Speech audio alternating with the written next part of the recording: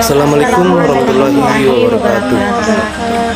Perkenalkan, nama saya Rahma Sarita selaku moderator yang akan membahas materi tentang mekanisme perencanaan dan penyusunan anggaran pendidikan.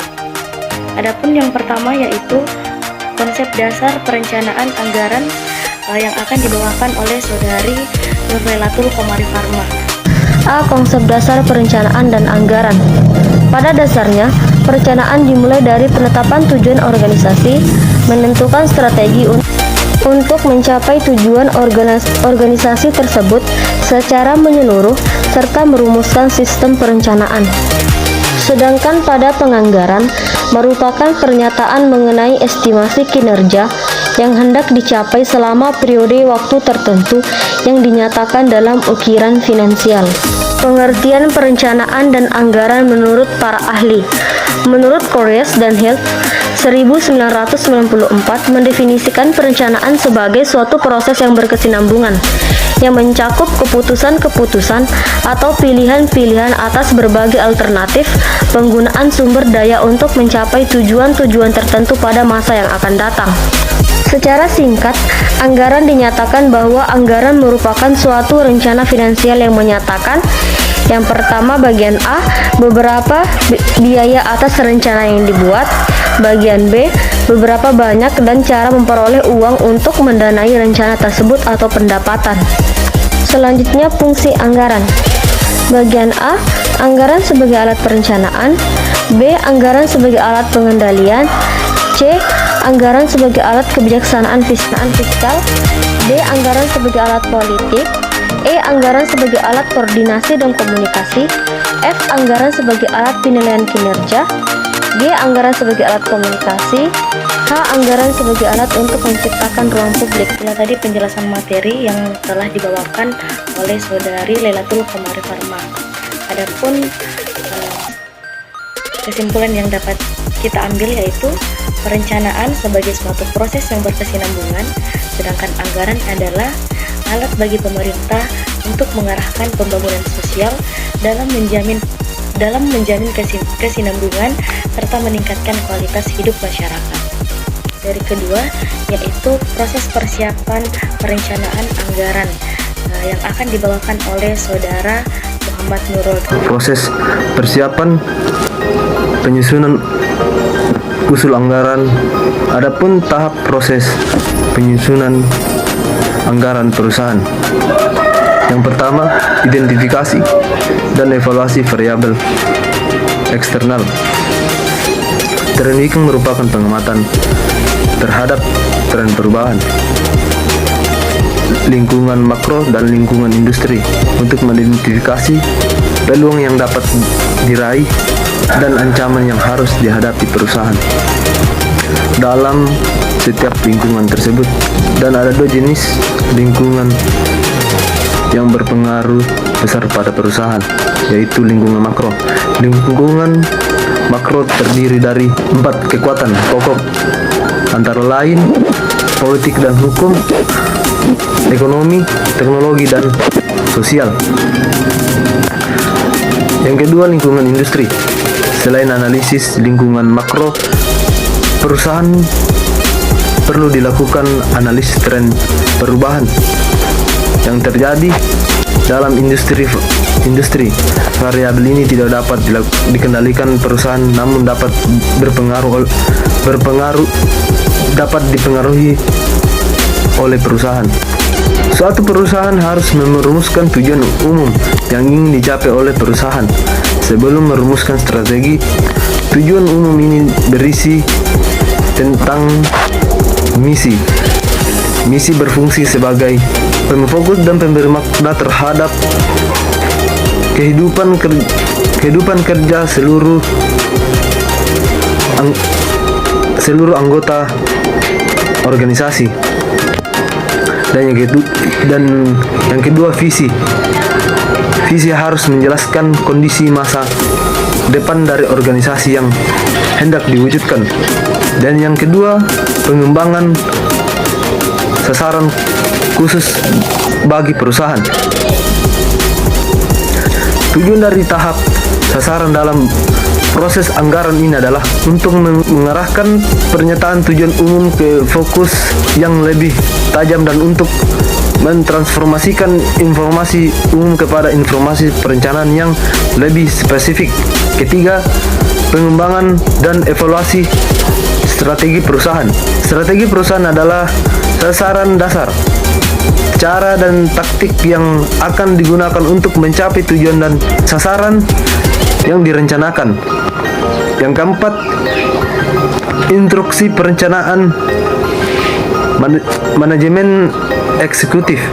Instruksi perencanaan eksekutif yang dilakukan manajemen tingkat atas mengkomunikasikan materi perencanaan yang dilakukan semua tingkat manajemen untuk berpartisipasi dalam pengembangan perencanaan laba, strategi dan taktis untuk tahun anggaran mendatang. Dan yang kelima, persiapan dan evaluasi perencanaan proyek. Konsep anggaran yang komprehensif mencakup suatu pendekatan yang sistematis dan terintegratif untuk membuat perencanaan proyek, perencanaan taktis dan perencanaan strategi. Tadi penjelasan materi yang telah disampaikan oleh Saudara Muhammad Nurul, dan adapun kesimpulan yang dapat kita ambil yaitu ada dua jenis lingkungan yang berpengaruh besar pada proses penyusunan anggaran.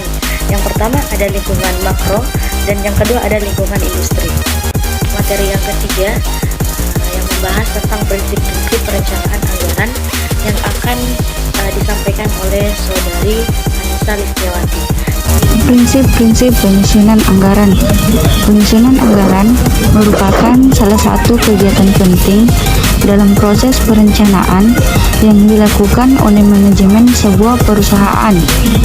Dalam anggaran ditetapkan biaya-biaya kegiatan atau program-program yang akan dilaksanakan dan dijadwalkan dengan target-target keuangan yang telah ditetapkan dan upaya-upaya yang dilakukan untuk mencapai target. Adapun prinsip-prinsip penyusunan anggaran yang dimaksud ada 5, yaitu yang pertama, transparansi dan akuntabilitas.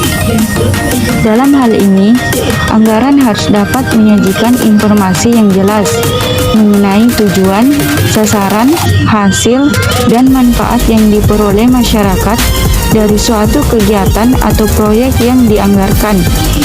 Yang kedua, disiplin.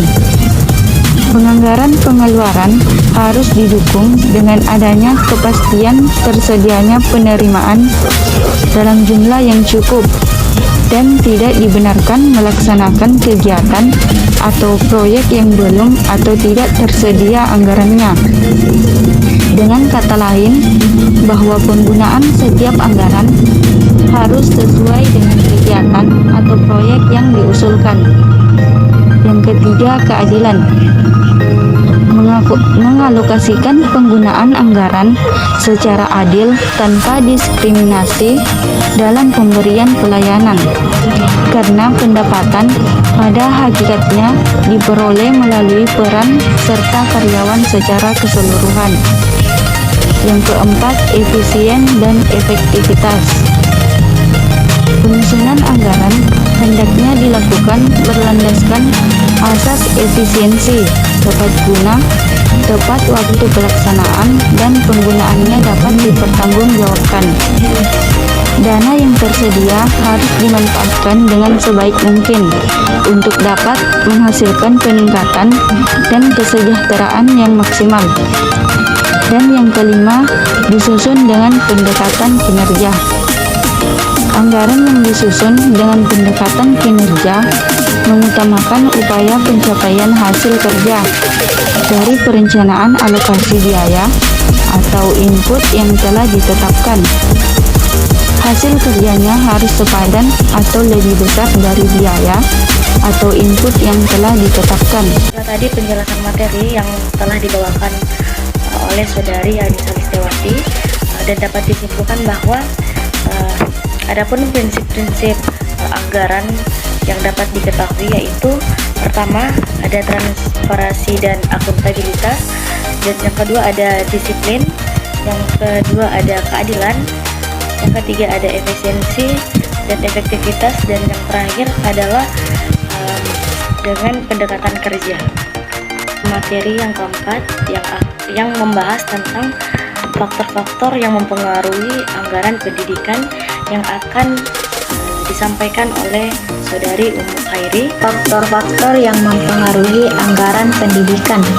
Adapun faktor-faktor yang mempengaruhi biaya dan pembiayaan pendidikan sekolah, hal ini dipengaruhi oleh yang pertama kenaikan harga, yang kedua perubahan relatif dalam gaji guru, yang ketiga perubahan dalam populasi dan kenaikannya presentasi anak di sekolah negeri, yang keempat meningkatnya standar pendidikan, yang kelima meningkatnya usia anak yang meninggalkan sekolah, yang keenam meningkatnya tuntutan terhadap pendidikan lebih tinggi. Penyebab mahalnya pendidikan di Indonesia. Pendidikan bermutu itu mahal. Kalimat ini sering muncul untuk menjustifikasi mahalnya biaya yang harus dikeluarkan masyarakat untuk mengenyam bangku pendidikan. Mahalnya biaya pendidikan dari taman kanak-kanak hingga perguruan tinggi membuat masyarakat miskin tidak memiliki pilihan lain kecuali tidak bersekolah. Untuk masuk TK dan SDN saat ini dibutuhkan biaya 50.000 sampai 100, bahkan ada yang memungut di atas 1 juta. Masuk SLTP atau SLTA bisa mencapai 1 juta sampai 5 juta. Makin mahalnya biaya pendidikan sekarang ini tidak lepas dari kebijakan pemerintah yang menerapkan MBS, manajemen berbasis sekolah. MBS di Indonesia pada realitanya lebih dimaknai sebagai upaya untuk melakukan mobilisasi dana. Karena itu, komite sekolah atau dewan pendidikan yang merupakan organ MBS selalu di masyarakat adanya unsur pengusaha. Asumsi pengusaha memiliki akses asas modal yang lebih luas.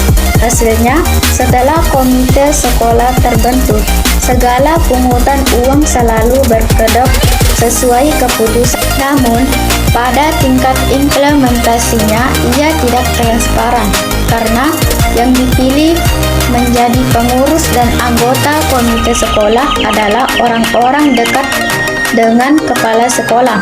Akibatnya, komite sekolah hanya menjadi legitimator kebijakan kepala sekolah.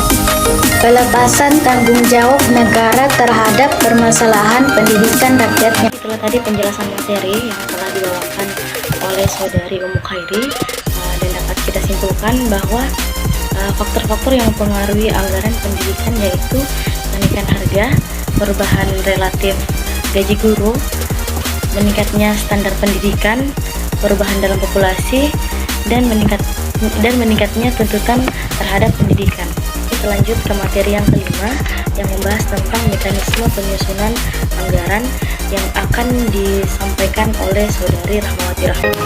Mekanisme penyusunan perencanaan anggaran pendidikan kasus pemerintah Republik Indonesia. Perubahan reformasi pengelolaan keuangan daerah antara lain yaitu menyangkut pendekatan metode di dalam penganggaran, akuntansi, dan pengelolaan keuangan. Dalam pola pertanggungjawaban versi vertikal dan versi horizontal, alur perencanaan dan penganggaran pemerintah bertujuan untuk menghasilkan outputan yaitu rincian atau APBD, anggaran pembangunan belanja daerah, di mana rincian APBD diantaranya yaitu pertama perencanaan. Dalam perencanaan yaitu terdapat pertama RPJP daerah sebagai pedoman untuk RJN daerah. Kedua, RPJM daerah dijabarkan untuk RKP daerah dan sebagai pedoman untuk Restra SKPD. Ketiga yaitu RKP daerah sebagai acuan untuk Renja SKPD dan sebagai pedoman untuk RAPBD. keempat yaitu Renstra SKPBD sebagai pedoman untuk Renja SKPD. Kelima yaitu Renja SKPD sebagai pedoman untuk RKA RKPD. Kedua yaitu penganggaran. Pada tahap penganggaran ini terdapat dua dokumen yang menjadi pedoman, yaitu RKP daerah sebagai pedoman untuk RAPBN dan Renja SKPD sebagai pedoman untuk RKA SKPD. Pertama yaitu RAPBD, merupakan rencana keuangan tahunan pemerintah yang akan disetujui oleh Dewan Perwakilan Rakyat.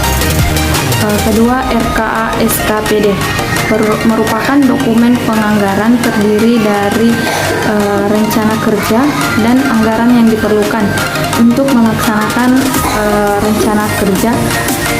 Pada tahapan penganggaran ini lebih memfokuskan pada proses penyusunan APBD yang mengacu pada PP nomor 58 tahun 2005 tentang pengelolaan keuangan daerah secara garis besar, yaitu sebagai berikut. Pertama, penyusunan rencana kerja pemerintah daerah. Kedua, yaitu penyusunan kebijakan umum anggaran. Yang ketiga, yaitu penetapan prioritas dan plafon anggaran sementara. Dan keempat, yaitu penyusunan rencana kerja dan anggaran SKPBD. Baiklah, itulah tadi penjelasan materi yang telah dibawakan oleh Saudari Rahmawati Rahman, dan dapat kita simpulkan bahwa mekanisme perencanaan dan anggaran, yaitu yang pertama perencanaan melaksanakan RPJM daerah, dan sedangkan anggaran yang menyangkut mengenai anggaran tahunan. Itulah tadi pemaparan materi yang kami bawakan, kurang lebihnya mohon dimaafkan, dan saya akhiri dengan ucapan wabillahi taufiq wal hidayah. Assalamualaikum warahmatullahi wabarakatuh.